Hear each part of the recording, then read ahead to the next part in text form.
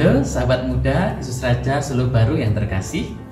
Kita kembali bertemu dalam rangkaian Belahan Kitab Suci Nasional tahun 2024 ini untuk merenungkan firman Tuhan dan memperdalam iman kita.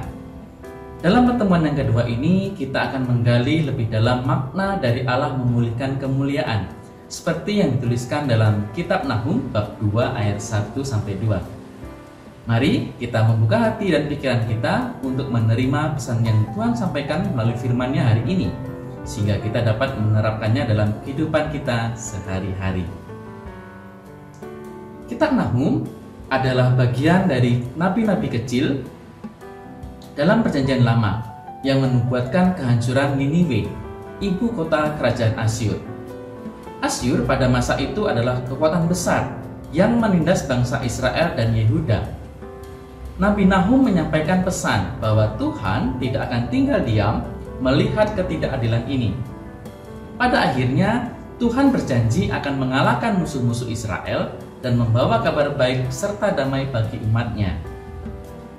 Di sini kita melihat bahwa meskipun bangsa Israel sedang mengalami masa-masa sulit, Tuhan tetap setia dan merencanakan pembebasan bagi mereka.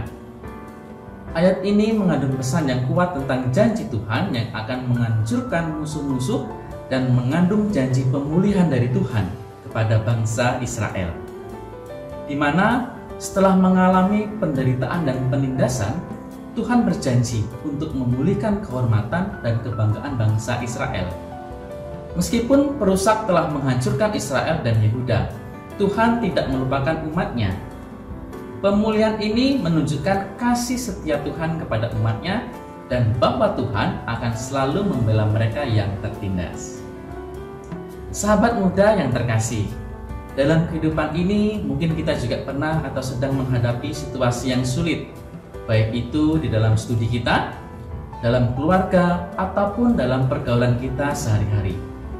Terkadang kita merasa seperti tidak ada jalan keluar dari masalah-masalah yang kita hadapi. Namun, firman Tuhan dalam Kitab Nahum ini mengingatkan kita bahwa Allah Tuhan yang setia dan adil.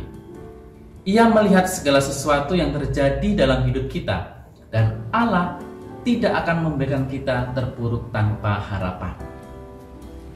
Ketika kita membaca ayat ini, kita diingatkan bahwa Tuhan selalu membawa kabar baik bagi kita, terutama saat kita sedang merasa tertekan. Tuhan meminta kita untuk tetap setia dan terus memuliakannya, bahkan di tengah-tengah pergumulan kita. Di sisi lain, kita juga diingatkan akan kasih setia Tuhan yang tidak pernah meninggalkan umatnya. Baik itu dalam penderitaan, Tuhan tetap hadir dan akan memulihkan kita pada waktu yang tepat. Sahabat muda yang terkasih, apabila kita merefleksikan permenungan kita pada hari ini, bagaimana kita dapat menghidupi pemulihan-kemulihan ini dalam kehidupan kita sehari-hari? Pertama-tama, kita perlu menyadari bahwa Tuhan selalu ada di sisi kita untuk selalu siap memulihkan dan menguatkan kita ketika kita jatuh atau merasa tertekan. Pemulihan kemuliaan juga berarti kita diajak untuk tidak kehilangan harapan, bahkan dalam situasi paling sulit sekalipun.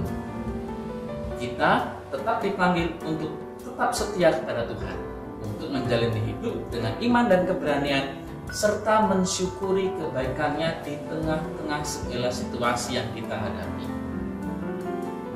Nah, sekarang coba mari kita merenungkan dalam bagian mana dari hidup kita yang membutuhkan pemulihan.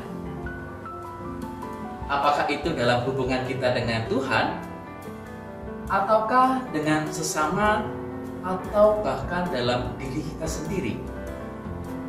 Maka dari itu, percayalah bahwa Tuhan mampu dan bersedia untuk memulihkan setiap aspek hidup kita yang rusak atau hilang. Sahabat muda yang terkasih, setelah kita merenungkan bacaan kitab suci dan juga merenungkan pengalaman kita sehari-hari, ada beberapa pesan yang dapat kita ambil dari permenungan kita hari ini.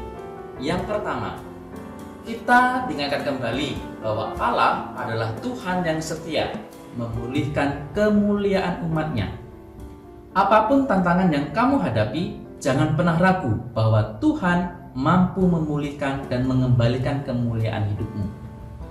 Kedua, jadilah saksi hidup atas pemulihan yang Tuhan berikan, dengan tetap memuliakan namanya dalam setiap aspek hidupmu. Dan yang terakhir, tetaplah berpegang teguh pada imanmu dan percayalah bahwa Tuhan sedang bekerja untuk membawa kabar baik dan damai dalam hidupmu. Sahabat muda yang terkasih, akhirnya mari kita ambil waktu untuk merenungkan betapa besarnya kasih dan kesetiaan Tuhan dalam hidup kita. Marilah kita berkomitmen untuk tetap setia dan memuliakan Tuhan dalam setiap aspek kehidupan kita. Percayalah bahwa Allah selalu ada untuk membawa damai dan pembebasan. Semoga pertemuan PKS kali ini memperkuat iman kita dan memotivasi kita untuk hidup lebih dekat dengan Tuhan. Terima kasih, berkah dalam.